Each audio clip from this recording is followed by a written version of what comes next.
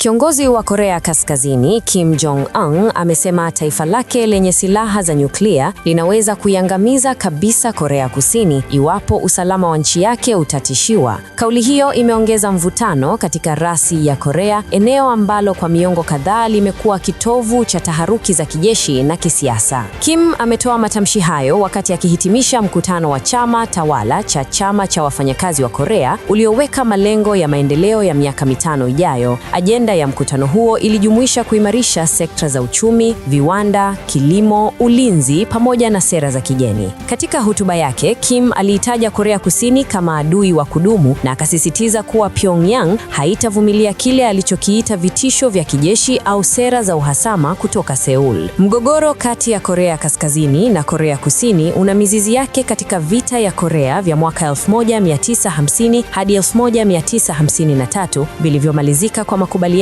ya kusitisha mapigano, lakini bila mkataba rasmi wa amani. Hali hiyo imeifanya nchi hizo mbili kubaki katika hali ya vita. Kwa miaka mingi, Korea Kaskazini imeendeleza mpango wake wa nyuklia na makombora ya masafa marefu, jambo ambalo limepelekea vikwazo vya kimataifa na kuongezeka kwa mazoezi ya kijeshi kati ya Korea Kusini na Marekani. Katika vipindi tofauti, kumekuwa na juhudi za kidiplomasia, zikiwemo mikutano ya kilele kati ya Kim Jong-un na viongozi wa Korea Kusini pamoja na Marekani, lakini makubaliano ya kudumu kuhusu kuondoa au kupunguza silaha za nyuklia hayajafikiwa. Tangu mazungumzo hayo kusuasua, Pyongyang imeongeza majaribio ya makombora na kutoa matamshi makali dhidi ya majirani zake. Wachambuzi wa siasa za kimataifa wanasema kauli ya Kim ni sehemu ya mkakati wa kuimarisha msimamo wake wa ndani na kuonyesha nguvu katika medani ya kimataifa. Baadhi yao wanaona matamshi hayo kama mbinu ya kuongeza ushawishi katika mazungumzo yanayoweza kufanyika na Marekani, hasa katika kipindi ambacho Korea Kaskazini inakabiliwa na changamoto za kiuchumi kutokana na vikwazo na udhaifu wa uzalishaji wa ndani. Wengine wanaeleza kuwa kuitaja Korea Kusini kama adui wa kudumu ni ishara ya mabadiliko ya kimkakati, ambapo Pyongyang inapunguza umuhimu wa diplomasia ya baina ya Wakorea na kuelekeza juhudi zake katika mazungumzo ya moja kwa moja na Washington. Hali hiyo, kwa mujibu wa wachambuzi, inaweza kuongeza hatari ya makosa ya kihesabu kijeshi endapo mazoezi ya kijeshi au matukio ya mpakani yatazua taharuki zaidi. Kwa sasa, jumuiya ya kimataifa inaendelea kufuatilia kwa karibu